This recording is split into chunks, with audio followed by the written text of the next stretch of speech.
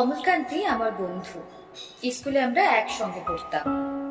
রোজ দেরি করে ক্লাসে আসতো, পড়া করতো না। সপ্তরূপ জিজ্ঞেস করলে এমন অবাক হয়ে জানলা দিকে তাকিয়ে থাকতো যে দেখে ভারী কষ্ট হতো আমাদের। আমরা কেউ মাস্টার হতে চেয়েছিলাম, কেউ ডাক্তার, কেউ উকিল। অমলকান্তি সেসব কিছু হতে চাইনি। সে রোদ্দুর হতে চেয়েছিল, ক্ষান্ত বর্ষণ কাক চাকা বিকেলের সেই লাজুক রোদ্দুর, যা আমার জামরুলের পাতায় যা নাকি অল্প একটু হাসির মতন লেগে থাকে। আমরা কেউ মাস্টার হয়েছি, কেউ ডাক্তার, কেউ উকিল। অমলকান্তি রোদ্দুর হতে পারেনি। সে এখন অন্ধকার একটা ছাপাখানায় কাজ করে। মাঝে মধ্যে আমার সঙ্গে দেখা করতে আসে, চা খায়, এটা ওটা গল্প করে, তারপর বলে উঠে তাহলে। আমি ওকে দরজা পর্যন্ত এগিয়ে দিয়ে আসি।